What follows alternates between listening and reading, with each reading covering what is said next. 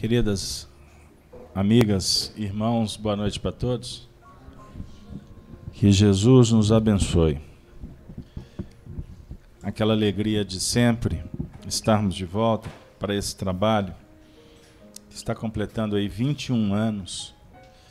21 anos que estudamos o Livro dos Espíritos em sequência, o que nos motiva cada vez mais a prosseguir agora nessa retomada através do estudo aqui na FIAC, quando já atingimos a questão de número 195, não é isso? Então, nós sempre, quando retornamos aí à história, a gente fica contente por ter conseguido atingir essa marca. Para quem está vindo a primeira vez, o Livro dos Espíritos é a obra básica da doutrina espírita. Livro que foi publicado em abril 18, dia 18, em 1857.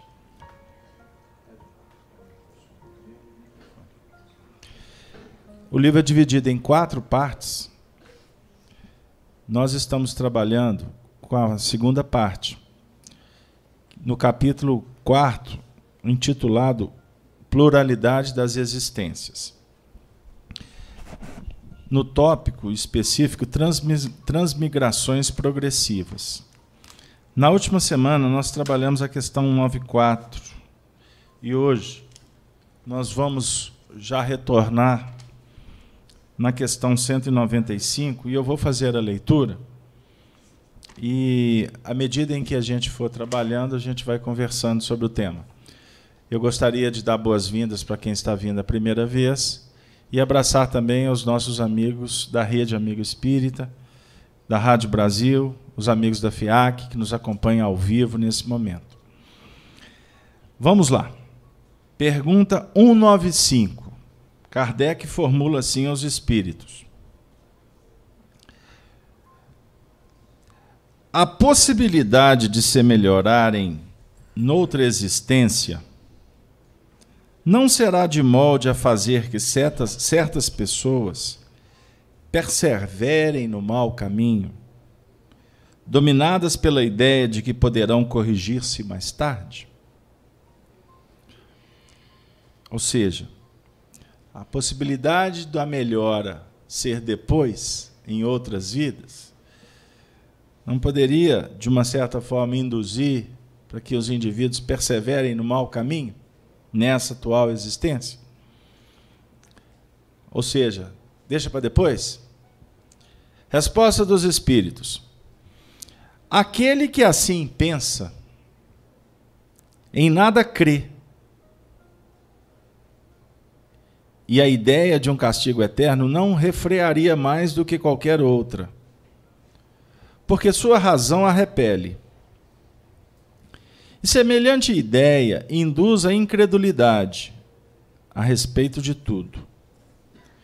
Se unicamente meios racionais se tivessem empregado para guiar os homens, não haveria tantos céticos.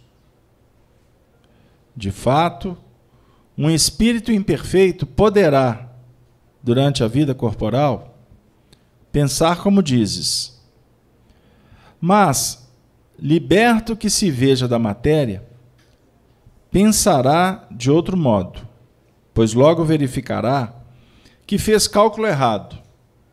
E então, sentimento oposto a esse trará para ele a sua nova existência.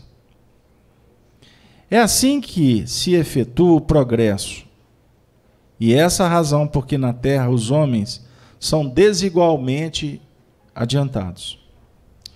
Uns já dispõem de experiências que a outros falta, mas que adquirirão pouco a pouco. Deles depende o acelerar-se-lhes o progresso ou retardar-se indefinidamente. Agora um comentário de Allan Kardec. O homem que ocupa uma posição má deseja trocá-la o mais depressa possível. Aquele que se acha persuadido de que as tribulações da vida terrena são consequência das suas imperfeições, procurará garantir para si uma nova existência menos penosa, e esta ideia o desviará mais depressa da senda do mal do que a do fogo eterno em que não acredita.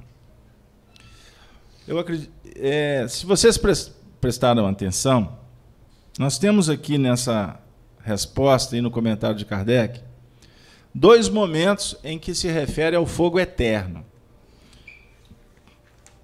Então, a conversa aqui, ela é importante a gente analisar aqui essa questão do fogo eterno. Por que é colocado essa questão? Historicamente, a humanidade vem se desenvolvendo, e no que remonta aos aspectos da fé, a fé, num sistema primitivo, ela é trabalhada ao nível do medo, da culpa e etc. A fé, nos tempos que o Espiritismo inaugura, ela se projeta para uma fé raciocinada, aonde, filosoficamente, vamos discutir o processo da evolução. E a presença de Deus no sentido de nos colocar sempre em condições de evoluirmos através das descobertas, através do empreendimento que vamos ir realizando através das obras. Então, até então, se discutiu-se muito. E chega num tempo em que nós vamos compreender que Jesus, quando projeta para nós a questão da prática do bem, ele está falando para nós, não num sentido religioso, ou como prática que vai garantir para nós, vamos dizer assim, um movimento em que nós vamos ser premiados por agir assim, ou vamos receber algum tipo de sanção por não fazer assim. Não é bem nesse sentido. Tanto que Jesus inaugura para nós a era do amor. E o amor não se impõe no seu sentido de fora para dentro. O amor se agiganta no contexto de dentro para fora. O amor é a força que sustenta o universo. E descobri-lo é algo de extraordinário. Mas se não se descobre amor pelas vias da intelectualidade. Pegaram aí? O amor, ele é concebido ao nível do sentimento, ao nível íntimo de cada um de nós. Embora a lógica, não é? As indagações e as experimentações façam parte de um processo evolutivo. Então, antes, o fogo eterno para nós era algo que definia um certo impedimento, um certo cerceamento. As religiões trabalharam assim muito tempo. Então, nós estamos entrando num contexto agora, que eu vou repetir, que foi inaugurado a partir da doutrina espírita, em 1857, em que nós estamos discutindo o assunto em nível filosófico. Tanto é verdade que a gente observa que até em outras religiões, como, por exemplo, no catolicismo, os sacerdotes já estão discutindo com o povo sobre a existência do inferno. Não foi o que o Papa anda falando aí nas suas prédicas? Que o inferno é alegoria? Então, para nós, o que o Papa está falando não é novidade nenhuma, porque a gente está discutindo isso há muito tempo. Mas o que o Papa está falando entre os católicos já começa a inaugurar um tempo em que isso vai ser discutido entre os evangélicos também, entre os muçulmanos. Em cada era, o fruto que essa era pode dar. Então, não tem salto na evolução. A evolução é um processo natural, em que os indivíduos, nós vamos nos destacando da massa quando os nossos anseios começam a ficar diferentes. A nossa alimentação, a necessidade, se torna uma alimentação diferenciada do que o povo está acostumado. Fiz-me claro? Pois bem, então, a questão em si, ela é muito simples. Kardec está perguntando, se um indivíduo que começa a contemplar a questão da reencarnação, pode abaixar um ponto para nós aqui e aí.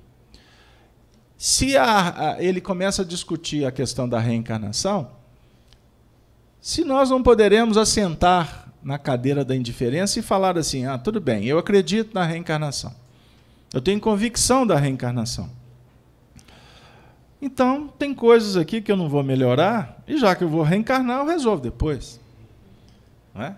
Eu resolvo depois. Então, os Espíritos estão nos mostrando aqui que fazer isso significa adiar e se responsabilizar no que remonta a esse adiamento. Fiz-me claro? Kardec está dizendo o seguinte, no comentário ele fala que quando nós descobrimos que estamos ocupando uma posição má, naturalmente, cabe a nós perceber a importância de mudar essa posição. Ou seja, os males que estamos vivendo hoje, eles, na realidade, representam o fruto das nossas escolhas. Então, se nós estamos tendo dificuldade na evolução, e a gente começa a ter consciência de que nós é que somos esses responsáveis, é uma questão de bom senso. A lógica patenteia que se trabalhe para modificar isto. Ou você quer continuar sofrendo? Ninguém quer, não é verdade? Todos nós ansiamos a felicidade, todos nós desejamos paz, todos nós queremos bem-estar, não é verdade? Então, compete a nós outros entender esse processo e trabalhar em pró desse melhoramento. Pois bem, a questão 196, Kardec continua o assunto questionando assim os espíritos. Não podendo os espíritos aperfeiçoar-se, a não ser por meio das tribulações da existência corpórea, segue-se que a vida material seja uma espécie de crisol ou de depurador, por onde tem que passar todos os seres do mundo espírita para alcançarem a perfeição? Ou seja, a vida para nós é um buril, é um cadinho purificador. A pergunta é, significa então que para nós evoluirmos nós precisamos de passar por essas dificuldades? Nós precisamos das reencarnações? E a resposta dos espíritos é clara. Sim, é exatamente isso. Eles se melhoram nessas provas. E eles quem? Os espíritos que estão reencarnados. Evitando o mal e praticando o bem. Então a reencarnação, se a gente for simplificar a conversa, essa frase diz tudo para nós. O melhoramento está em evitar o mal praticando o bem. O que é o mal? Filosoficamente. Qual que é o conceito de mal? Do mal? Ausência do bem. Então, aonde que as coisas se complicam? É exatamente nesse movimento de não praticarmos o bem. Então, o bem é que vai definir o progresso. Ficou claro aí, gente? É pelo bem que o indivíduo progride. Porque pelo mal, ele vai simplesmente estabelecer, ou ele vai interromper a marcha do progresso. Ele não vai estar operando. A ociosidade, matar o tempo, é matar possibilidades. É interromper um processo de progresso. Então, quando você sai lá de dentro de casa para colocar comida para os passarinhos, você está praticando bem, não está? É lógico, estou dando alimento para os passarinhos. Ok. Você está ajudando os passarinhos. Mas o ato de se movimentar, de se preocupar, né, de focar um trabalho em pró aos passarinhos, né, você está aprimorando o seu mundo íntimo, as suas necessidades. Deu aí? Você está criando habilidade, você está trabalhando a sua sensibilidade, e etc, etc, etc. Continuando. Porém, somente ao cabo de mais ou menos longo tempo, long time, conforme os esforços que empreguem, somente após muitas encarnações ou depurações sucessivas, atingem a finalidade para que tendem. Olha para vocês verem.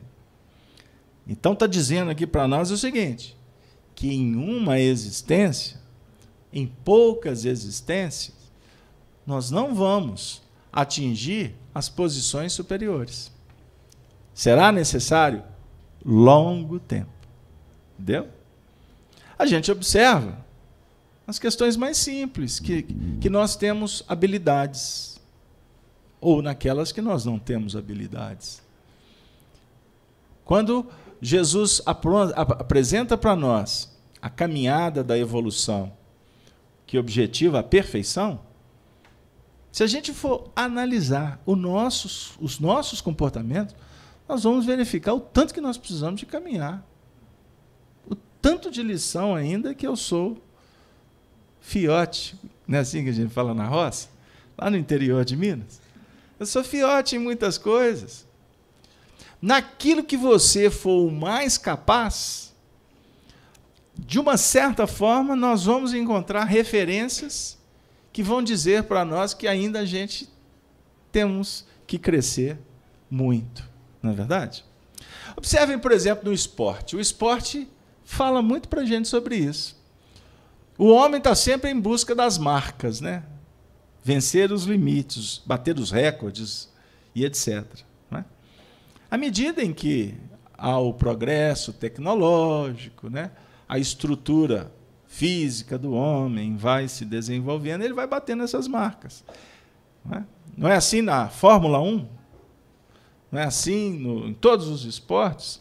Não é? Nos esportes individuais, esportes coletivos? Passa para mim o microfone lá para trás. Só um minutinho, por favor. Se, por exemplo, no exemplo, se nós vamos pautar no sentido das marcas individuais, observemos bem com relação à questão das marcas coletivas. É da mesma forma. Então, existe o progresso individual e o desenvolvimento coletivo. E não é em uma encarnação que nós vamos resolver isso. A humanidade está caminhando passo a passo. Não é? Então, se a gente for comparar as eras, nós vamos verificando o tanto que o homem já desenvolveu e o tanto que ainda nós temos que desenvolver. Se o assunto for voltado, por exemplo, para as questões dos horizontes da moral, analisemos a questão da moral. Como que nós podemos avaliar a humanidade na atualidade, em nível moral? Os nossos dirigentes. Os dirigentes refletem as necessidades do povo. Você observa que os dirigentes, na sua grande maioria, eles estão focados em resolver as questões de ordem pessoal. E fazem isso de uma forma às claras, sem escrúpulo nenhum. Estão querendo encher os bolsos, não é verdade? Então, quando nós estamos assumindo responsabilidades perante as coletividades, o nosso compromisso é atender a necessidade da coletividade, não é a necessidade pessoal.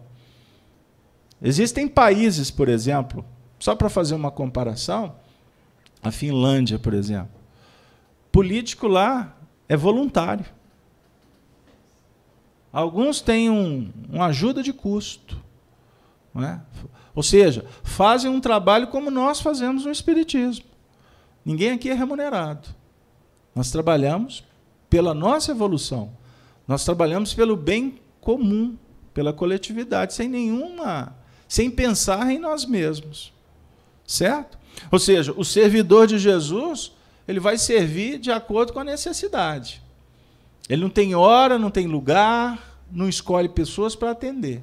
O servidor de Jesus se propõe a servir. Certo? Por isso é que Jesus nos convida para um movimento chamado de compaixão. Compaixão. Esse movimento da compaixão, ele vai caracterizar a humanidade do futuro. Por enquanto, é um percentual muito pequeno que opera nessas bases. Então, a gente vê na sociedade um grande paradoxo. O modelo antigo que precisa de ser quebrado para ser instaurado um modelo novo. Isso não acontece de uma hora para outra. Aí pergunta para a Jana, mas o que a gente vai fazer então? Bom, nós temos que aprender primeiro a nos conscientizarmos do que nós precisamos fazer para que nós possamos melhorar. Primeira coisa, porque o desafio é melhorar a si mesmo. Mas como nós vivemos num regimento, num momento, num contexto de sociedade, nós temos também responsabilidade com a comunidade, não temos? Então, por exemplo, eu quero o melhor para a minha comunidade. Então, eu vou colocar os meus serviços, os meus préstimos, em favor da comunidade. Isso é uma maneira de ajudar, não é verdade? Como que você pode fazer isso? De N maneiras. Ao invés de você sujar a rua, você ajuda, né, a limpar a rua. Você já está contribuindo. São quantas coisas que a gente pode fazer? Não é? Você entra num ônibus, no metrô, quantas coisas você pode fazer para beneficiar a sociedade? Você pode dar lugar para uma pessoa mais velha, não pode? Você pode ajudar alguém a carregar uma sacola, não pode? Você está contribuindo de uma forma a melhorar o mundo. Se todo mundo sair de casa com esse foco, o mundo vai mudar. E vai mudar para melhor, não é verdade? Ah, Carlos Alberto, mas e aqueles que não estão nem aí? Problema deles, não é o problema meu. Ah, mas, por exemplo, em novembro você vai ser convidado para votar, não vai?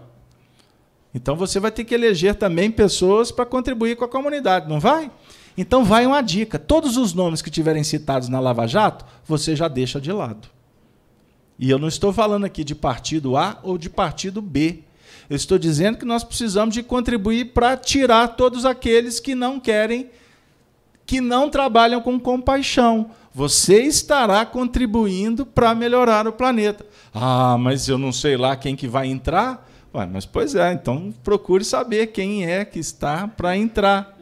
Qual é o objetivo, quais são os planos, quais são as metas, quais são os programas. Vá participar disso. Você se interessar por esse processo, você vai ganhar, porque você vai se educar, você vai se aculturar naquele assunto.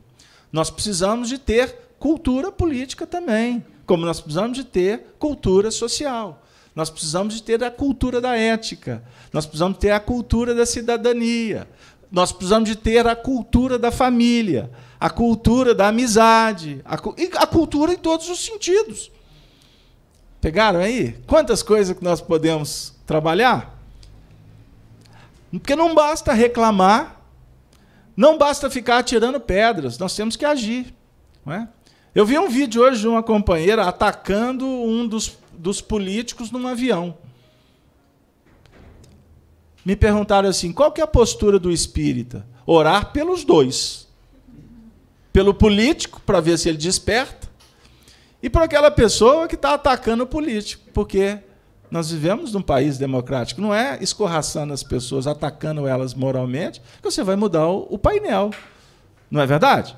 Qual que é o papel? Se você não concorda com aquele político naquele contexto, não vote mais nele. É muito simples, porque todo mundo tem o direito de agir. Agora, atacar ao semelhante, ninguém tem esse direito. Aliás, nós estaremos nos comprometendo espiritualmente. Não é? Então, quando tiver algum desses companheiros que publicamente não estão nem aí para o povo, que estão se complicando, vamos olhar para eles com misericórdia. Vamos observar com compaixão. Porque eles podem ser os seus filhos, eles podem ter sido um parente seu ontem. Imagine se fosse um ente muito querido seu. Qual que seria a sua postura diante de um companheiro que você está vendo que está só se complicando? Não é? Então, porque quando o indivíduo está recebendo dinheiro por fora, para fazer um monte de coisa complicada, ele está se complicando espiritualmente. Faz de conta que tu é a mãe dele. Você, como mãe dele, qual que seria a sua postura? Dá umas boas chineladas. Bom, aí eu não vou discutir, porque mãe é mãe, cada mãe tem sua conduta, mas eu aposto que as chineladas que a mãe pudesse dar nesse filho, ela ia dar com muito amor, não é verdade?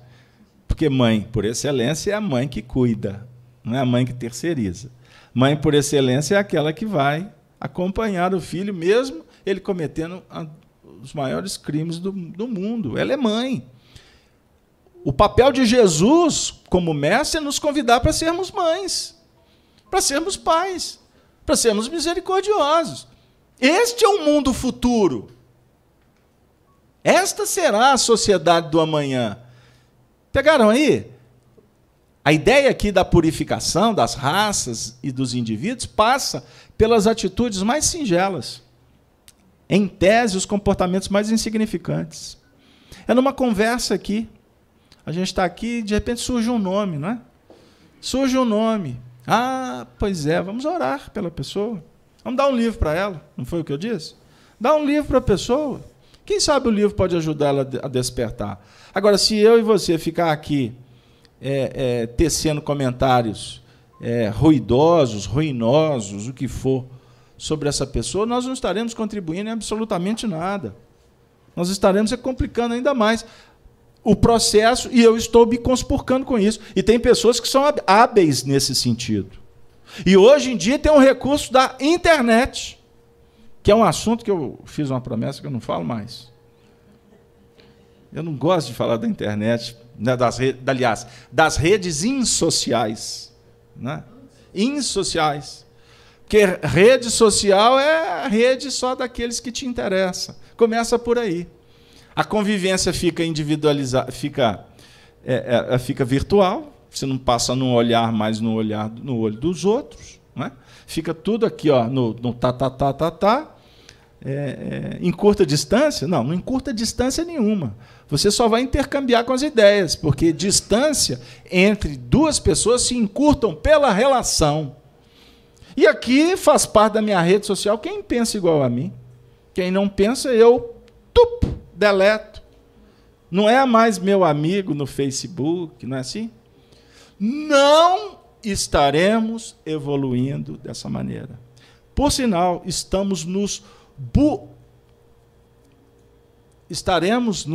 não é o termo, robotizando, mas eu vou inventar uma outra aqui. Nós estaremos nos tornando robô burros.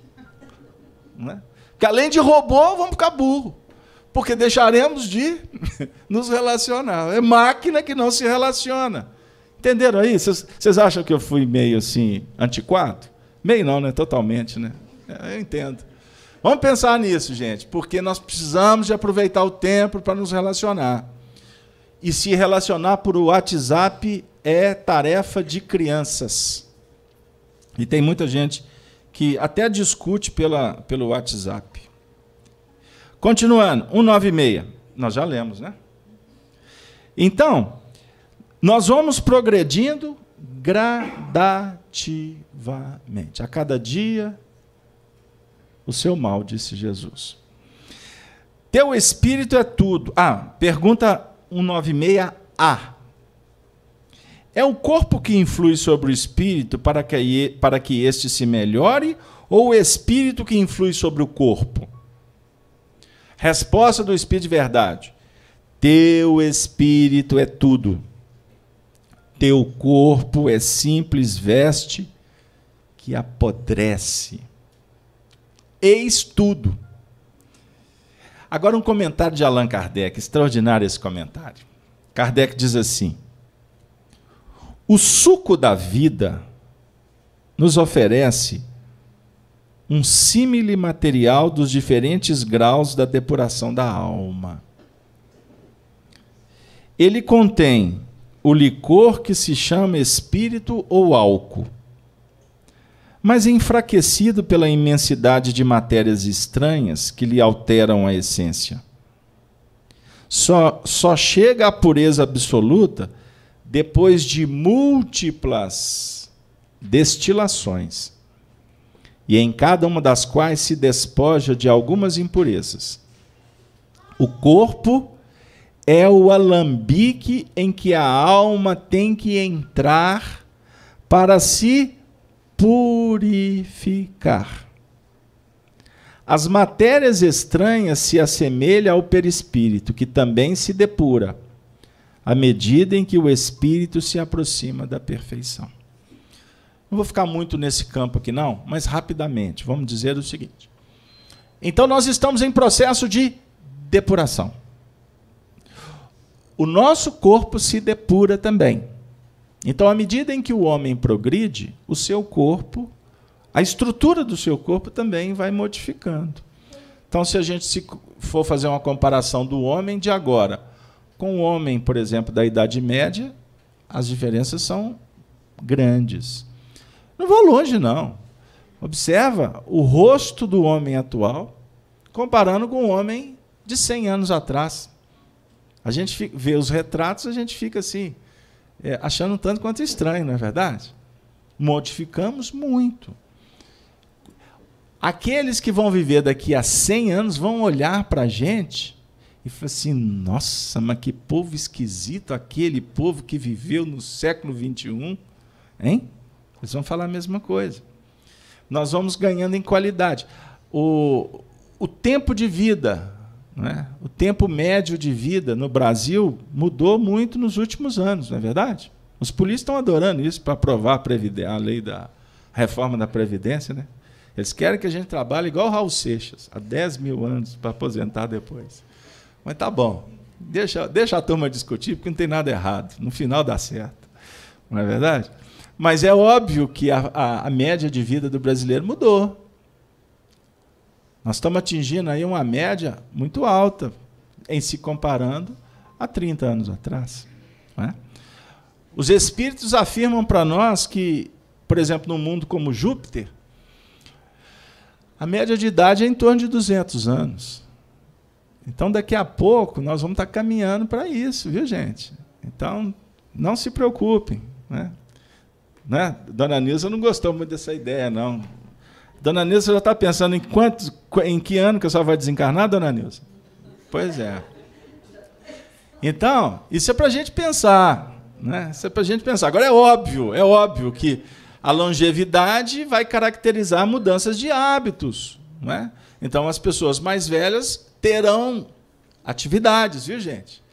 O povo vai assim, será que vai ter mercado de trabalho? Já está tendo mudança. Já está tendo mudança no nosso contexto atual. Não é verdade? Mas, enfim, em mudando a longevidade, o tempo de criança diminui e o tempo de velhice também. Isso é um detalhe para a gente pensar no grande futuro. Então, as mudanças do corpo vão definir para nós um ambiente mais propício para a gente ficar mais tempo na Terra. Ou seja, uma encarnação será melhor aproveitada do que ela é hoje. Deu aí? Então, esse processo de purificação, essa purificação, ela parte da mudança mental, a mudança de hábitos, por consequência. Não é? Os nossos sentimentos vão ganhando um outro tipo de dimensão. Nós aprenderemos a vibrar em faixas diferenciadas. Ou seja, nós vamos deixar a vida do bruto para entrar na vida mais espiritualizada, onde as pessoas serão mais delicadas, as pessoas serão mais cordiais, as pessoas serão mais nobres, no seu sentido de pensar sempre no bem do semelhante. A nobreza aqui é de caráter. Não é? Então, ou seja, Jesus é o protótipo. A questão 625 do Livro dos Espíritos, para nós, ela não é filosófica, ela é científica. Qual que é o tipo mais perfeito que nós temos na humanidade como referência? Que Deus nos colocou? Deus nos proporcionou? A resposta dos Espíritos é a resposta mais curta e talvez uma das mais importantes do Livro dos Espíritos. A resposta é simples. Jesus. Ponto. É o tipo mais perfeito. Então, Jesus significa para nós o futuro. Tudo que ele representa no seu sentido de virtude, nós vamos atingir. Toda a sua capacidade de gerenciamento da matéria, nós vamos dominar. Andar por cima das águas, transformar a matéria, água em vinho, né? Não, que bom, hein, Casalberto? Transformar água em vinho, vai ficar até barato, hein? Mas quando você tiver a capacidade de transformar água em vinho, você não está pensando nesse tipo de utilização, não, viu? Não é? A capacidade de revitalizar corpos, saúde, não é? Isso é extraordinário, gente. Nós vamos ter a condição de dominar a nós mesmos. O nosso sistema imunológico estará em outro nível, porque o tipo de alimentação será diferente. A alimentação não só física, mas alimentação espiritual. André Luiz vem contar para nós, no livro Nosso Lar, que o amor é alimento das almas. Nós estaremos entrando nesse tipo de faixa. Aqui, nós estamos estudando a importância do bem em detrimento do mal, né? Vamos fazer o bem, fora da caridade, não há salvação. Isso são dicas, mas lá na frente não precisa dessa dica mais não. Porque nós estaremos vibrando nas faixas do amor. O nosso instinto não será um instinto de autoproteção em detrimento do outro. Não. Reagir agredindo. Não. Jesus reage pacificando. Jesus reage abençoando. Jesus reage no silêncio das bênçãos. Não foi a imagem que ficou para nós no momento final da vida dele, da passagem dele? Ele estava sendo torturado, ele estava em silêncio. De vez em quando ele soltava um grito de dor, porque complexo. Mas jamais uma dor que um grito de dor que amaldiçoa. Não é? Atualmente, o indivíduo pisa no nosso dedinho, né, com o calo ali apertado, o indivíduo pisa, a sua reação é mandar ele para o quinto dos umbrais, não é verdade? A reação de Jesus, o indivíduo está pisando no calo dele e fala assim, oh, vem cá, pisa no outro. Pisa no outro, Casalberto, será? Pô, o indivíduo pisou no seu pé, não pisou por querer. A Casalberto tem uns que pisam por querer. Olha, se pisou por querer, problema dele. Tira o seu pé. Não deixa o seu pé debaixo do pé dele para ele pisar. Você tem que também se proteger, né? O dar outra face não é assim, bate aqui também. Não é isso. Dar outra face é mostrar o outro lado da moeda. Porque costuma o indivíduo dar um tapa, o seu silêncio já significa mostrar o outro lado. Mas como é que a gente reage? Com espada, com faca, com revólver, não é? Com argumentos, com gritos. Isso é muito primitivo, gente. Nós temos que admitir isto. Isto é mundo primitivo, é treva. Com Jesus é luz. Ele apanhou, doeu, machucou. Pai, perdoa-os. Eles não sabem o que eles estão fazendo. Porque quem está batendo, na realidade, está batendo em si mesmo. Está criando problema para si. Fiz-me claro? Denise, participações. Tem irmãos de São Paulo, de Porto Alegre, do Rio de Janeiro, daqui de Belo Horizonte, Bahia, Distrito Federal, acompanhando o nosso estudo. E tem uma pergunta do Daniel referente à reencarnação, que você disse há alguns minutos.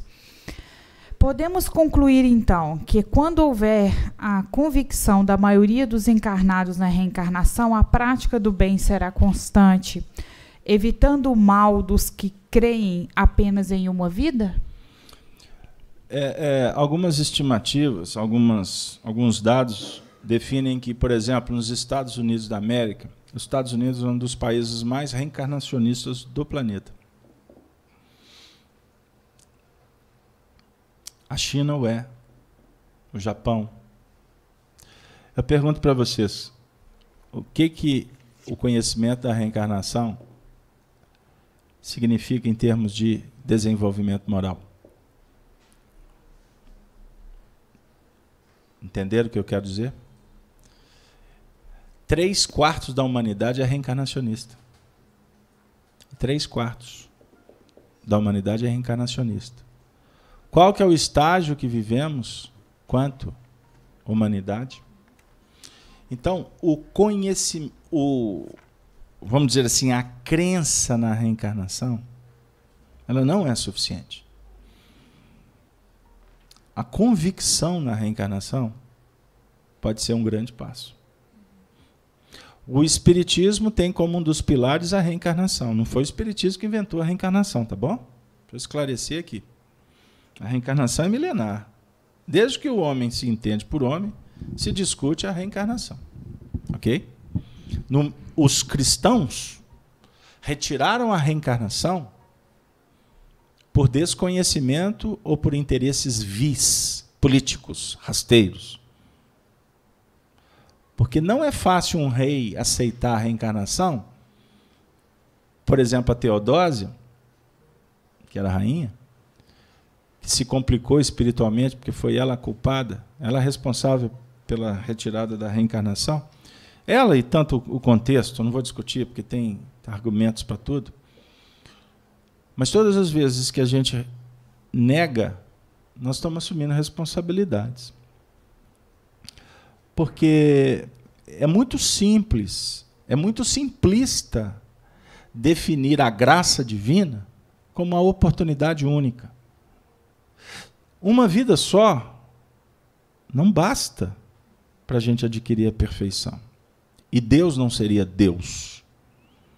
Ele seria um espírito muito mais primitivo do que qualquer um que nós encontramos na sociedade. Paulo de Tarso, na sua epístola, primeira epístola aos Coríntios, no capítulo 15, tem um texto tão claro, mas para ver tem que ver com a alma, não basta ver com o intelecto. Então Paulo fala, por exemplo, se os mortos não ressuscitam, o Cristo não ressuscitou. Se o Cristo não ressuscitou, é vã a nossa pregação. Para resumir, porque o texto é longo. Vamos voltar e vamos continuar aprontando no mundo, porque não tem que preocupar com nada depois da vida. Depois do túmulo, meu amigo, fechou. Aí a gente vai encontrar as anedotas, né? Sobre inferno, sobre céu.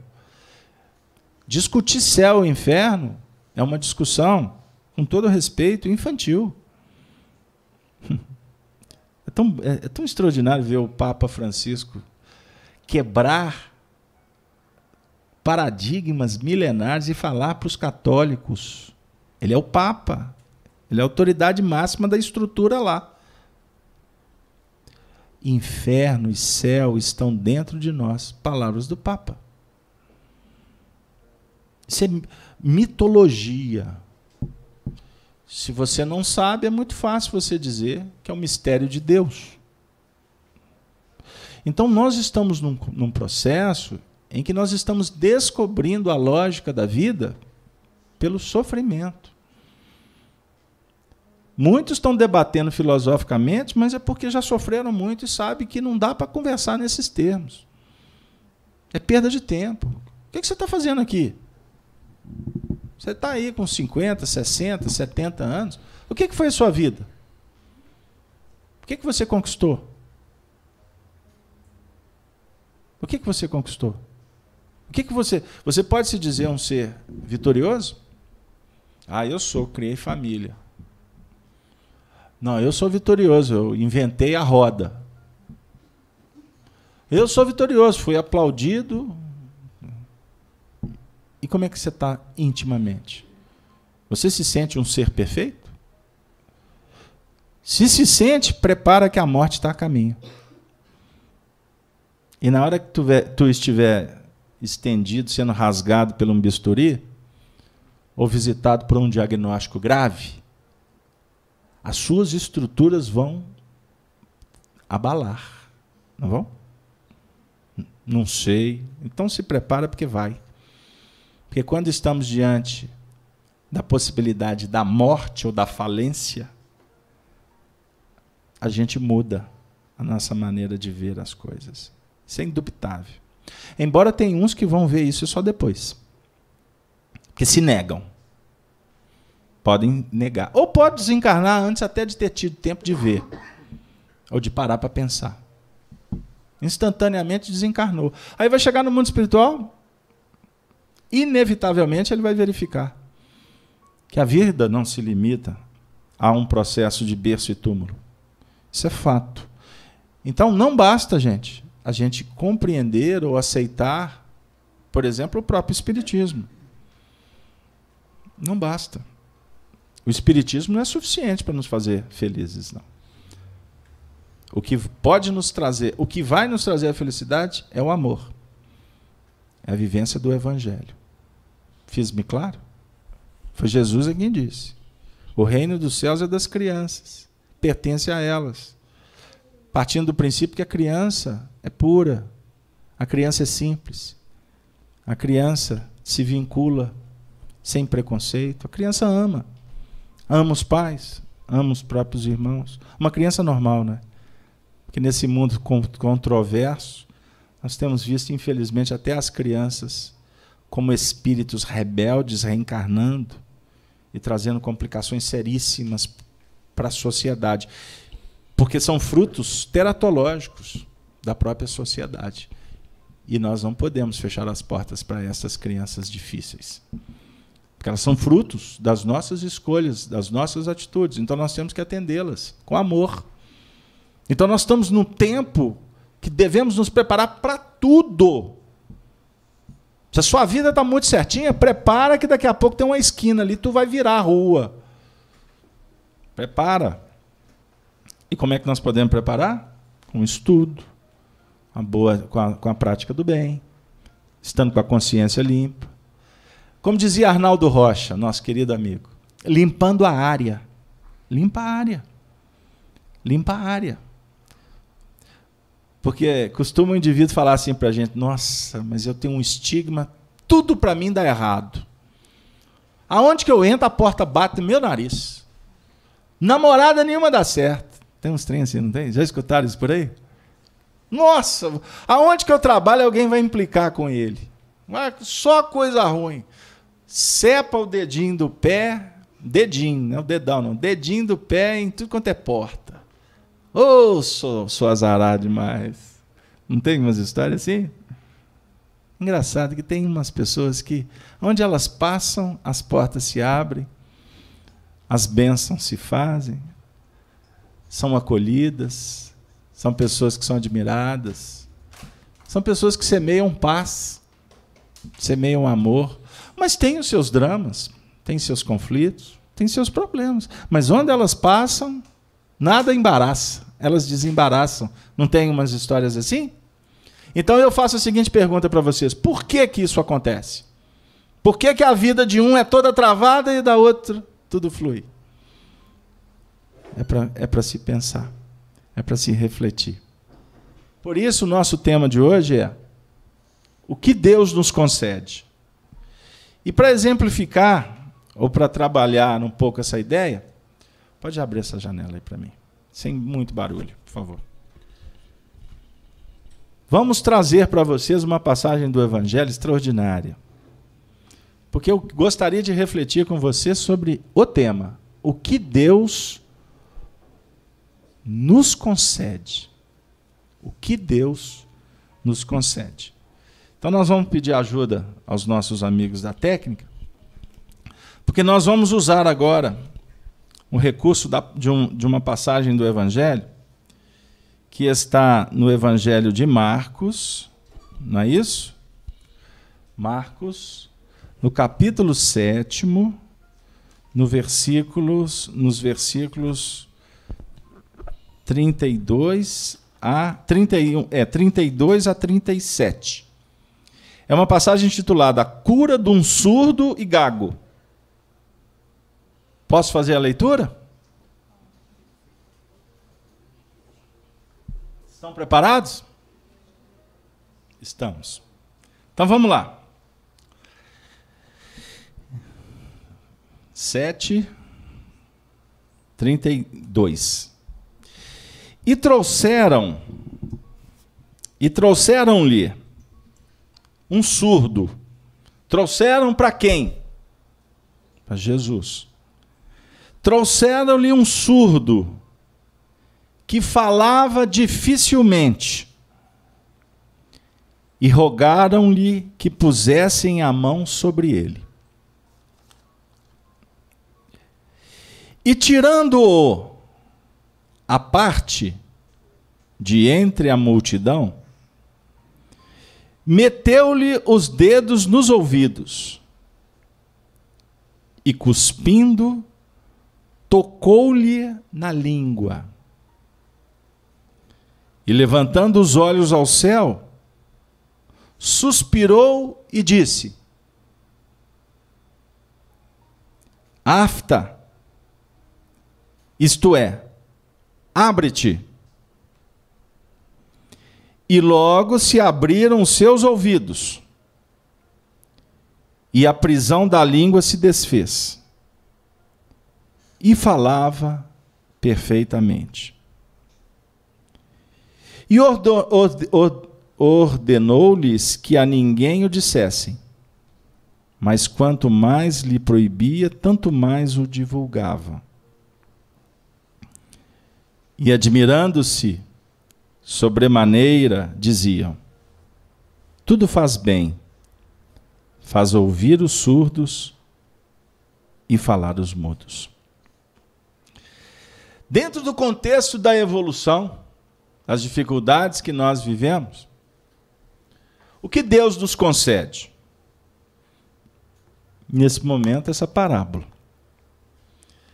Nessa história, Deus vai conceder uma bênção para o surdo e para o gago. Não é verdade? E eu gostaria que a gente refletisse um pouco sobre essa passagem, para a gente poder trazer para o nosso dia a dia, para que no final a gente faça a pergunta para nós mesmos sobre o que Deus está nos concedendo.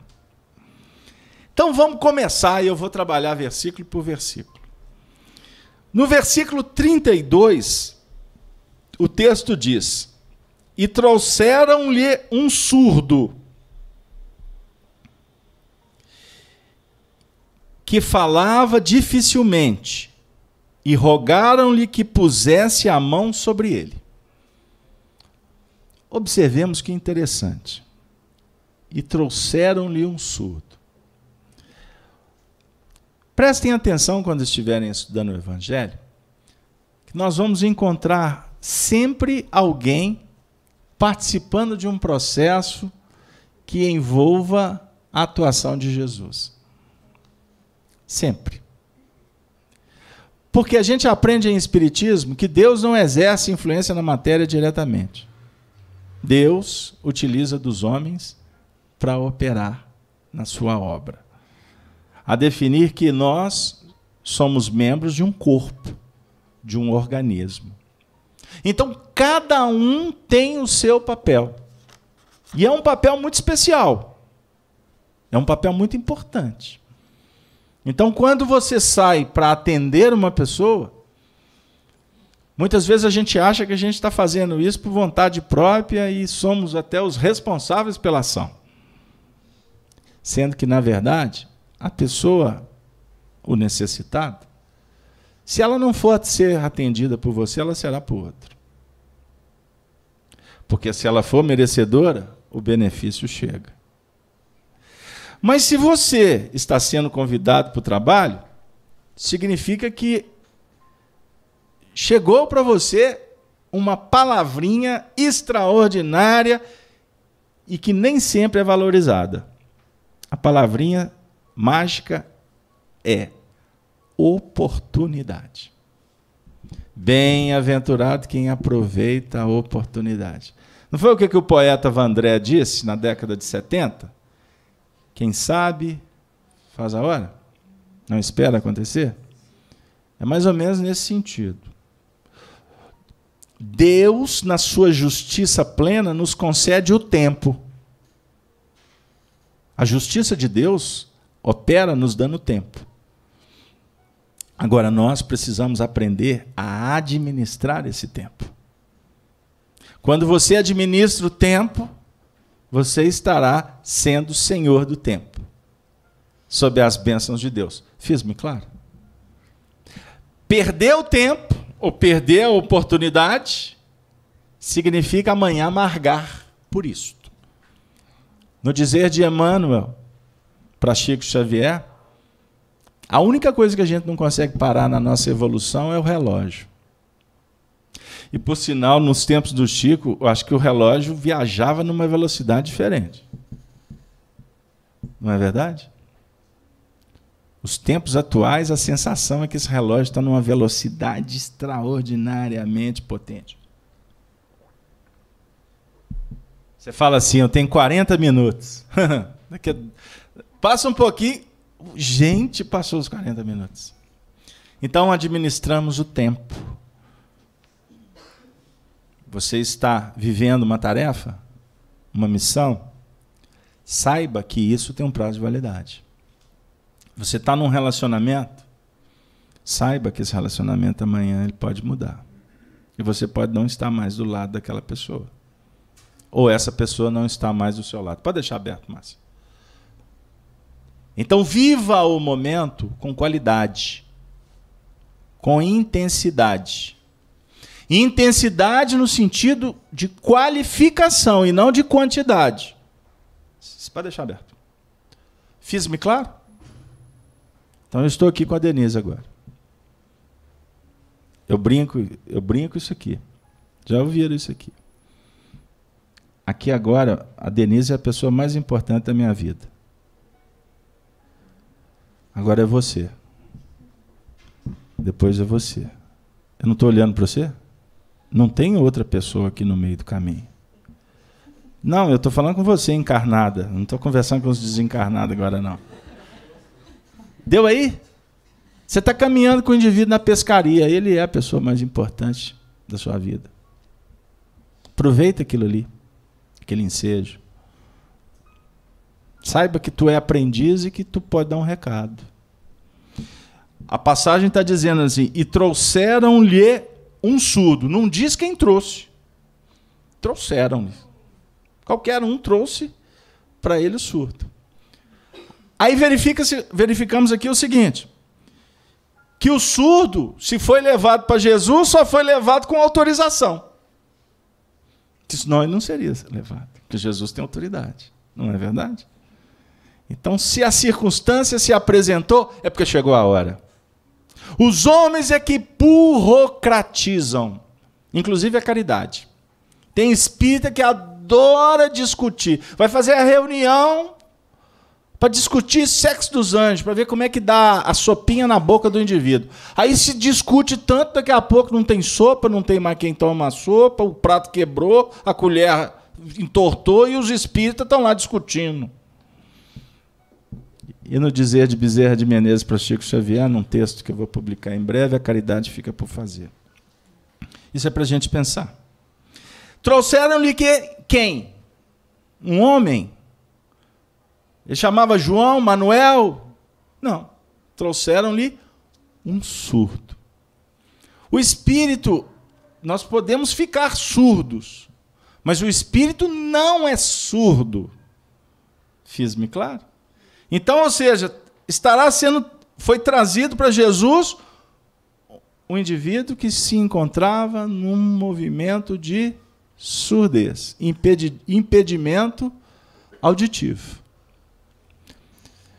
Agora, eu não vou entrar no mérito da questão, porque senão o povo vai falar que eu estou doido. Embora eles vão falar mesmo. Aqui, a passagem do Evangelho pode estar falando de um surdo, literalmente surdo, com disfunções no aparelho auditivo. Mas o Evangelho também fala para nós do surdo espiritual. Fiz-me claro? Por isso é que Jesus diz no Evangelho: bem-aventurados os que têm ouvido de ouvir. Então você pode estar escutando, mas não está ouvindo. Você pode estar escutando um barulho, mas não está ouvindo o barulho. E aí, diga-se de passagem, o barulho sempre tem algo a nos dizer. Você está lá na sua casa, quer um exemplo? Meia-noite. É uma noite de sábado para domingo. Você e sua esposa. E um recém-nascido. Vamos pegar uma situação ótima. Aí do lado, o vizinho resolve comemorar alguma coisa lá. Aí chama a comunidade inteira e liga uma música. E daqui a pouco vira um baile funk na casa dele. Você imagina que barato. Que oportunidade de aprendizado. Hein? Vocês gostam de funk? Engraçado, gente. Eu sempre pergunto isso. Poucas pessoas levantam dele e falam que gostam. Ou elas ficam com vergonha, ou eu não estou dando sorte. Mas a música funk tá que rola. E você com recém-nascido, hein? E ele tá com febre. Vamos complicar a história? E ele está com febre, chorando, não para de chorar. E o funk rolando lá de lá. É uma situação que a gente pode estar escutando, mas pode não estar ouvindo. Por que isso está acontecendo com você? Olha como é que estudar evangelho complica a vida da gente. Você nunca vai ser o mesmo depois de uma reunião de evangelho. Nunca. Olha como que a nossa vida fica complicada. Porque tudo vai depender de como você vai ouvir essa história. Essa história pode significar para você uma das lições mais extraordinárias de paciência, de tolerância, de compreensão e de perdão. Não pode? Como pode também te deixar com o cabelo espetado, com o olho esbugalhado. Não é? Foi na cozinha 78 vezes para pegar a faca, para ligar para o 190, para ir lá bater, chamar, brigar. Não pode? Pois é, mas deixa eu voltar para a história, porque senão vou complicar muito a vida da turma aqui. Então trouxeram-lhe o surdo. Vamos falar agora dessa capacidade auditiva, espiritual. E além de surdo, falava com dificuldade. Ele não era só surdo. Era surdo e quase mudo, né? Porque falava alguma coisa, com dificuldade. É interessante a gente associar a capacidade auditiva com a possibilidade de falar. Afirma André Luiz, no livro Evolução em Dois Mundos, que o homem fixou o pensamento contínuo quando ele começou a falar. O homem primitivo. Então, quando se fala, fixa o pensamento, a ideia. Certo? Então, quando nós estamos com dificuldade de assimilação, obviamente que a nossa pronúncia ou a verbalização do que você não registrou será deficitária. Tem coerência o que eu falei? Muito simples. Então, aprenda a ouvir. Aprenda a discernir. Para, na hora de expressar, expressar com autoridade. Ou com uma possibilidade de errar menos. Fiz-me claro? Pois bem, deixa eu correr, porque senão não termina a passagem. Que falava dificilmente. E rogaram-lhe que pusesse a mão sobre ele. Jesus é a autoridade máxima. Então, quando há o pedido aqui, eles rogaram pedindo a Jesus a interferência, eles souberam, ou eles sabiam bater na porta certa. O que nos conclama a refletir sobre a porta que nós estamos procurando abrir. Cuidado, que a gente pode estar batendo em porta errada. Nós podemos estar julgando que a porta é a melhor e não é. Então seja prudente como a serpente e simples como as pombas, como Jesus nos disse.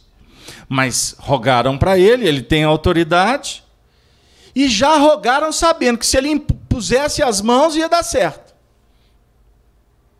E as mãos, portanto, simbolizam a nossa capacidade de agir. A mão tem 5 dedos, não é? A representação da nossa sensibilidade, dos nossos sensórios, do tato, do olfato, do paladar, da audição e da visão. Então, se a gente for formular aqui uma estrutura de assimilação e de expressão, a questão auditiva e da fala e das mãos, ela define para nós uma oportunidade extraordinária que Deus nos concede para sermos felizes, quando conjugamos toda essa condição de entendimento com relação às questões da vida.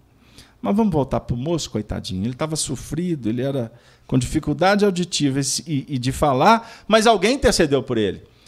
E a intercessão aqui também me obriga a falar sobre a prece.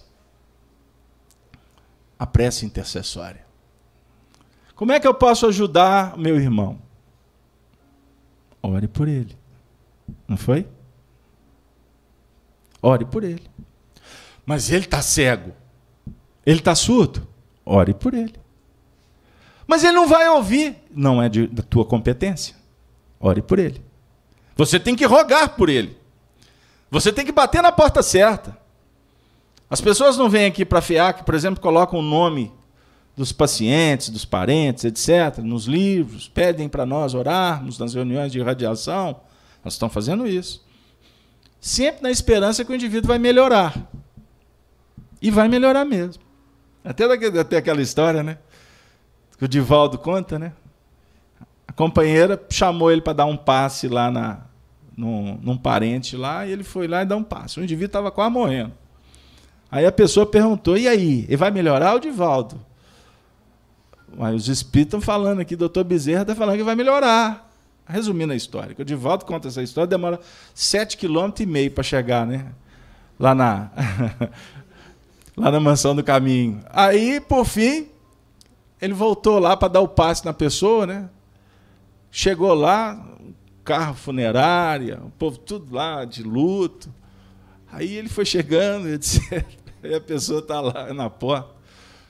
Aí, à medida que ele foi aproximando, ele foi ficando cada vez mais constrangido com a situação.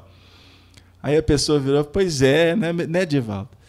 Você falou que ele ia melhorar. Tá aí, ó. Morreu. Aí o Divaldo perguntou para o doutor Bezerra, que vergonha que o senhor me fez passar. O senhor falou que a pessoa ia melhorar, ela lá. Foi, Divaldo, mas ela melhorou. Ela melhorou. Então, as nossas preces, elas sempre objetivam o nosso desejo, né, de intercessão para o melhoramento dos corações. Esse movimento aqui está configurado. E o interessante é que a busca foi em Jesus. E a busca sendo na porta certa, batendo, buscando na fonte devida, a resposta vai vir. A resposta sempre chegará. Não necessariamente como nós desejamos, mas o atendimento jamais deixará de acontecer. Continuando o texto. Então, aí o que aconteceu? Eles rogaram para que Jesus pusesse a mão sobre ele. E tirando-o à parte de entre a multidão, olha que beleza. Vamos observar aqui o gesto singelo. Jesus não entrou em cena ali no procedimento terapêutico diante da multidão. Ele levou o indivíduo à parte. Aqui eu posso trabalhar duas ideias aqui, existem outras, obviamente, mas só para a gente brincar um pouquinho aí de interpretação. Primeiro, o atendimento ele tem que ser individualizado. Ele não pode ser em comunidade. A definir o seguinte, o despertamento espiritual ele não se dá em nível coletivo. Ele é particularizado. Vou dar um exemplo. Quantas vezes na casa espírita nós somos procurados por famílias que estão vivendo dramas? É muito comum. Aí chega aqui, por exemplo, o pai e a mãe estão com um problema com o filho e vão conversar com a gente. Nós vamos fazer atendimento fraterno. Né? Aí expõe o problema, a gente vai tentar refletir à luz da doutrina espírita, etc. Mas existem situações em que a gente atende o casal, depois a gente vai atender individualmente. Aí nós vamos atender o pai e depois vamos atender a mãe. O filho ainda não apareceu na casa espírita. Isso é só para dar uma ideia, ok? Porque, de repente, a visão dos dois está turvada. Eles estão vendo uma situação, mas não estão conseguindo decodificar a necessidade, que pode não ser do filho, a necessidade é dos pais. Em alguns casos, a tratativa ela tem que ser individualizada, não pode ser com o casal. Tem que ser com cada um em separado. Fiz-me claro? Como também é muito comum. Vamos falar agora de uma outra situação. Vem aqui um casal, o casal está com um problema de relacionamento. Geralmente eu não atendo o casal. Eu atendo o indivíduo. Nesse caso, quando está configurado o problema. Porque cada um tem uma visão. Aí você escuta uma visão, depois você escuta outra visão, não bate. Aí cai naquela história que a gente aprende lá no interior de Minas Gerais, lá nas fazendas, com os nossos bisavós. Toda a história tem 3 versões. A versão dele, a versão dela e a versão de Deus. A verdadeira. Pegaram aí? Eu estou falando isso com todo carinho e respeito, porque, diga-se de passagem, quando se eu estou atendendo individualmente, significa que não há acompliciamento, não é? Não existe envolvimento, não existe mistura das histórias. Se eu estou atendendo individualmente, eu estou atendendo cada um, independente se a necessidade é do casal. Porque o Evangelho propõe a reflexão e a renovação do indivíduo, e não do grupo. Embora o trabalho com cada indivíduo vai redundar naturalmente com o progresso do grupo. Fiz-me claro? Ou seja, despersonaliza, despessoaliza. Você passa a trabalhar com o Evangelho no sentido mais, no seu caráter universal. Tirou da multidão. E também porque Jesus não queria se apresentar no sentido de estar fazendo fenômeno para a multidão. Tem muita gente que adora se mostrar, não é? Ele está atendendo, mas quer que todo mundo veja, né? Que ele é o poderoso, ele... Vaidades, vaidades, vaidades. Mas o sentido mais interessante que a gente gostaria de falar é exatamente dessa questão da individualidade. Nós temos que aprender a sair da multidão. Pensa diferente para que você faça diferente. Pensar com a multidão, você se comportará como a multidão. Nunca se dê satisfeita em nada que tu fizestes. Seja humilde, não é arrogante. Seja humilde. A cada missão cumprida, Senhor, muito obrigado. Mas o que eu poderia ainda ter feito? Qual é a lição para a próxima tarefa? Este é o procedimento que poderá fazer com que você seja diferente. Fiz-me claro? Captou? Beleza. Agora põe em prática, que é o problema. Continuando. Opa, passou, está aqui. E tirando a parte entre a multidão, meteu-lhe os dedos nos ouvidos. Aqui, como eu disse, interpretação do Evangelho no dizer de Pedro não pode ser de particular interpretação. Mas a gente dá algumas dicas para incentivá-los a estudar o Evangelho no lar ou com os amigos. O que ele fez? Observem bem, meteu-lhe os dedos nos ouvidos. O dedo aqui não está representando a expressão do sensório? Não é? O tato, o dedo aqui, na realidade, representa o tato, o olfato, o paladar, a audição e a visão. Você não tem 5 sentidos? Então, a mão não representa os sentidos? O dedo é como se fosse uma especificação do atendimento, certo? Então, cada dedo aqui teria ou terá uma função no nosso movimento de interação com o semelhante. Aqui, o dedo, ele vai estar dando uma ideia da indicação. de estar atendendo de uma forma direta, indo no ponto nevrálgico da história, indo lá, pondo o dedo na ferida, como se fala na linguagem do povo, colocando o dedo na ferida. E para isso Jesus tinha conhecimento.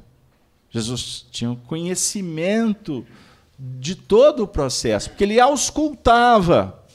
Ele não ficava preso na periferia do problema. Porque muitas vezes o indivíduo está com dor de cabeça, mas o problema dele não é propriamente no sentido periférico. Existem causas. Então, o conhecimento, o estudo, o aprofundamento, dará sempre mais notícias para aqueles que estão estudando do que outros que estão trabalhando de uma forma empírica. Pegou aí? Então, quando nós estamos estudando o Evangelho, nós estamos nos preparando para entender o que muitas vezes o povo não está compreendendo.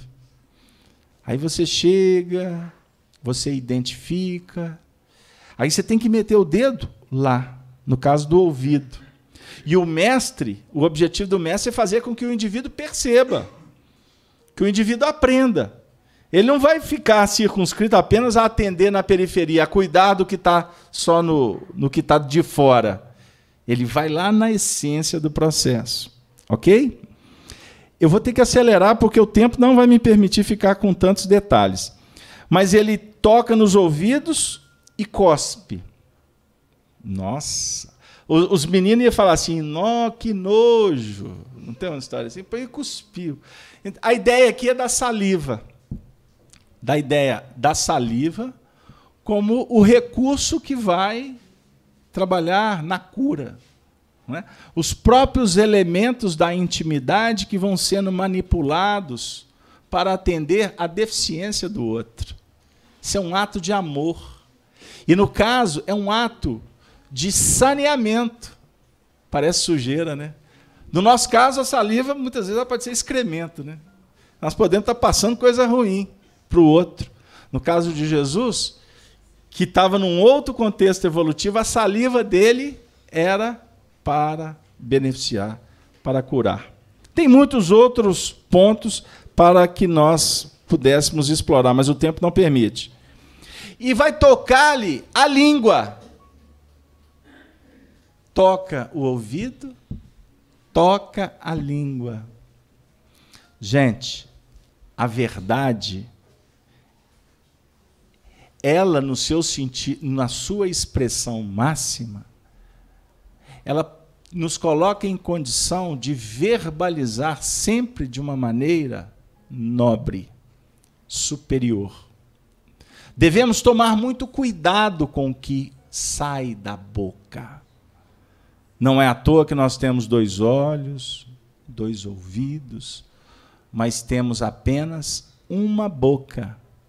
E dessa boca nós teremos a língua como aquele movimento de verbalização que vai facilitar, e ela precisa de ser certeira. Ela não pode perder o foco. A língua, quando utilizada indevidamente, a gente não diz que ela mata? A língua mata. O verbo malsã, né? A boca que maldiz é uma boca que traz muitas complicações para ela mesma quanto para o semelhante. E o que aconteceu em seguida? E logo se abriram os seus ouvidos, e a prisão da língua se desfez, e falava perfeitamente. Este é o movimento da educação. Este é o sentido que a doutrina espírita atua na nossa vida. Ela visa o esclarecimento, o entendimento e um convite para que nós possamos operar de uma forma bem ajustada, com clareza de entendimento. Então, aqui está conjugado aqui a abertura dos ouvidos e a libertação da palavra. O verbo se faz carne. Quem aprende e coloca em prática se transforma num instrumento do bem para poder semear as boas obras. Quando o indivíduo abre a boca, ele abre para edificar. Ele abre para consolar, para trazer esperança. Não é assim que os apóstolos, que os espíritos que operam em nome de Jesus atuam? Eles, quando se comunicam conosco nas atividades mediúnicas, no seu sentido do esclarecimento, sempre se apresentam em vibrações diferenciadas, sempre trazendo para nós muitas coisas boas, nos fortalecendo, e inclusive despertando em nós o sentido da vida para que a gente possa continuar na tarefa. Não é assim? Então, agora, qual é a consequência de tudo isso? Depois de todo o processo que vai redundar numa atuação perfeita, Jesus ordenou quem? Aqueles que trouxeram o surdo, mudo, para que saíssem dali, e eles estavam proibidos de divulgar aquele procedimento. Porque é um procedimento da intimidade. É um procedimento pessoal. Eu posso dizer para vocês, literalmente, que Jesus não queria que contasse os feitos dele, que ele era discreto. Isso é o literal. Mas, no sentido mais profundo, nós poderíamos conversar aqui com discípulos, com aprendizes, no seu sentido de que a tua experiência é tua.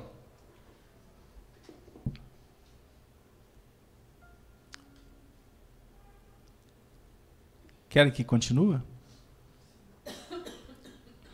O bem ou o mal é seu. O discípulo, por excelência, ele não conta como que ele conseguiu. As dores que o marcou. Por excelência, não. É dele.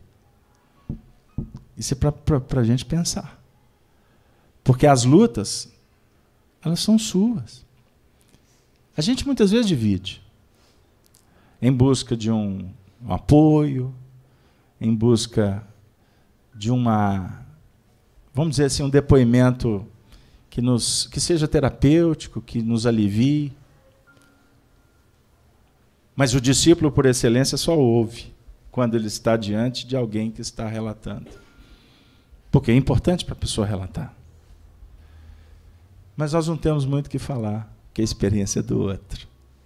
Da mesma forma que eu vejo muitas vezes pessoas contando para o mundo inteiro o que está acontecendo com elas. Isso é um grande atestado de uma total infantilidade espiritual. Eu vou repetir. Tirando os movimentos terapêuticos que são necessários. E nós temos aí não só o atendimento fraterno da casa espírita, mas nós temos os procedimentos da área que cuida da saúde mental, em todas as suas variações, certo? Eu não estou falando desse processo. Eu estou colocando aquela condição do indivíduo que está contando para o mundo inteiro o que está acontecendo para ele. Isso é, muitas vezes, puro orgulho. Pura vaidade. O indivíduo quer se mostrar. Aí tira até selfie para contar para o mundo o que está acontecendo com ele. O que isso vai alterar no preço do euro ou do dólar? Você contar no Facebook o que está acontecendo com você. Tem gente que o pai morreu, ele sai postando, meu pai morreu. Aí conta melodramaticamente que o pai morreu, que está de luto. O que isso vai alterar na vida do outro? Ou então revelações íntimas. O indivíduo vai para a rede social para contar para os outros o que está acontecendo dentro da casa dele. Que mundo é esse? Ele tem que resolver as questões dele com os pares dele. Isso é uma questão básica. Por que você está tendo um problema com um relacionamento? Por que você está tendo dificuldade na convivência? É porque você é inábil. Porque o outro também é inábil. E se vocês estão juntos, vocês estão para aprender a desenvolver habilidades emocionais, comportamentais. É muito simples, mas por isso é que somos tão infantis. Por que alguém está tripudiando em cima de você lá na tua família? Porque você tem algo a ajustar com esta pessoa. Abusaram da minha ingenuidade, ou da minha amizade. Abusaram? Como assim? A pessoa só invade o seu espaço porque você permitiu. Ponto. Alguém só conversa comigo o assunto que eu permito que ele converse comigo. Ponto final, mudei de parágrafo. Ah, mas é minha mãe. Ah, é minha mulher. Vamos organizar as coisas. Você é um espírito independente. O que você está disposto a dividir?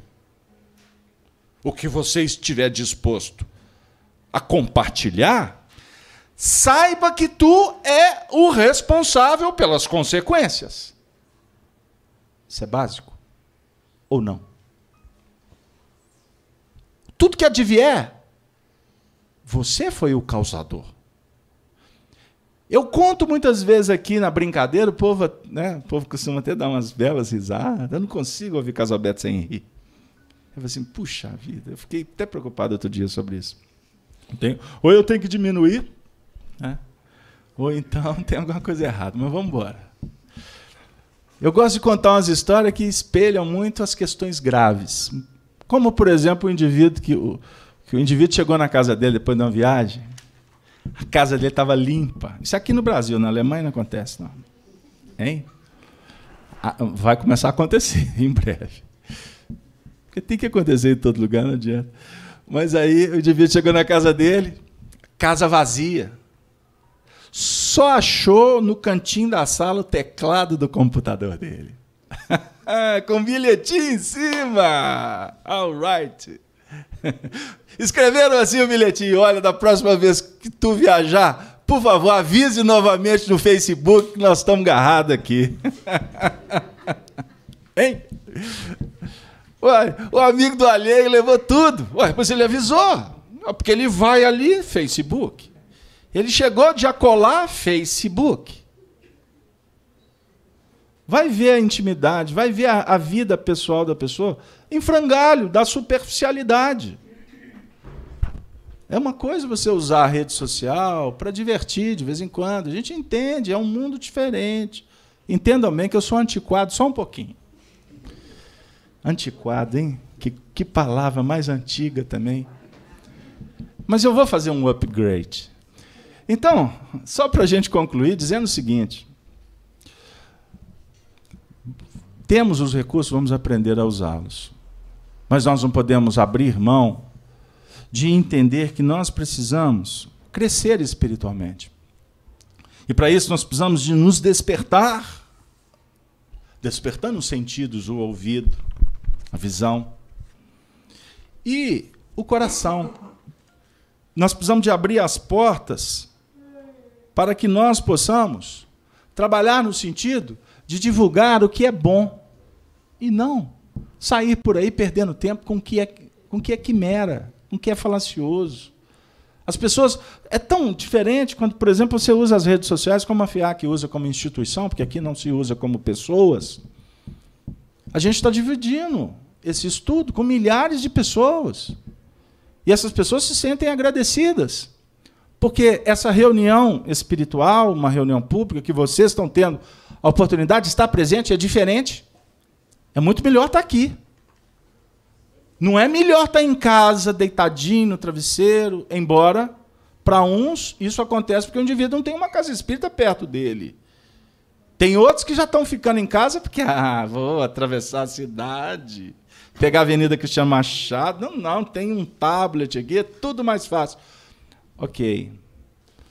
Mas eu quero dizer para vocês com muita propriedade que a vida nos concede pela experiência dos benfeitores espirituais. O movimento que nós estamos fazendo para promover o nosso despertamento e poder compartilhar isto com os nossos queridos companheiros, se 10% da humanidade fizesse, o mundo estaria numa condição diferente. Nós confiamos que esta tarefa vai se propagar. Essa tarefa vai se agigantar. Porque é a promessa do próprio Senhor Jesus que o mundo vai se regenerar. Então, vamos trabalhar no sentido de que somos agentes das mudanças. O Senhor da vida conclama a todos nós para que nós possamos mudar e sermos felizes. Por isso, o que Deus nos concede? Deus nos concede tantas coisas, Deus nos concede a oportunidade, o trabalho, mas Deus nos concede também poesias. E eu vou encerrar a noite com uma poesia que é muito cantada, divulgada, que está sendo imortalizada atualmente. E essa poesia, que é cantada pela Ana Vilela, diz assim: não é sobre ter todas as pessoas do mundo para si. É sobre saber que em algum lugar alguém zela por ti. É sobre cantar e poder escutar, mais do que a própria voz. É sobre dançar na chuva da vida que cai sobre nós. É saber se sentir infinito, num universo tão vasto e bonito. É saber sonhar, então fazer valer a pena cada verso daquele poema, sobre acreditar. Não é sobre chegar no topo do mundo e saber que venceu. É sobre escalar e sentir que o caminho te fortaleceu. É sobre ser abrigo e também ter morada em outros corações, e assim ter amigos contigo em todas as situações. A gente não pode ter tudo. Qual seria a graça do mundo se fosse assim? Por isso eu prefiro sorrisos e os presentes que a vida trouxe para perto de mim. Não é sobre tudo que o seu dinheiro é capaz de comprar, e sim sobre cada momento, sorriso a se compartilhar. Também não é sobre correr contra o tempo para ter sempre mais, porque quando menos se espera, a vida já ficou para trás. Segura teu filho no colo. Sorri e abraça os teus pais enquanto estão aqui. Que a vida é trem-bala, parceiro, e a gente é só passageiro, prestes a partir. Deus nos concede esse trem. A vida é uma viagem. Estamos sempre prontos para partir. Agora, o que nós vamos levar quando assim o Senhor nos convidar?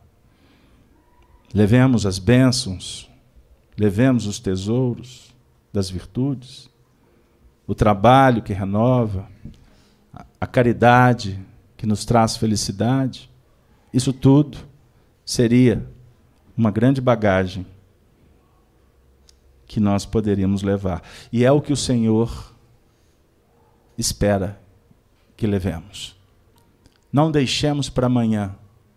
Não nos perdemos no vale dos encantamentos, das seduções. Tenhamos coragem em fazer o que a nossa consciência nos indica a cada momento, a cada instante. Ser feliz, desejar o bem e ter paz. Só alcançaremos quando realmente tivermos compaixão em nossos corações. Nós caminhamos para o fim do ano, para a interrupção das nossas tarefas, daqui a algumas semanas, que a gente possa ir já se preparando para essa partida para um novo tempo. Estando na terra, encarnados ou desencarnados, não importa. Estamos nos encaminhando para um novo tempo, o tempo da regeneração. Que nos conscientizemos dessa responsabilidade. Com Jesus seremos mais fortes, competentes, qualificados. Com Jesus seremos simples. Com Jesus seremos irmãos. Com Jesus fortaleceremos os nossos corações. Que Deus nos conceda sempre a divina oportunidade de sermos irmãos. Nós agradecemos aos nossos queridos amigos do chat.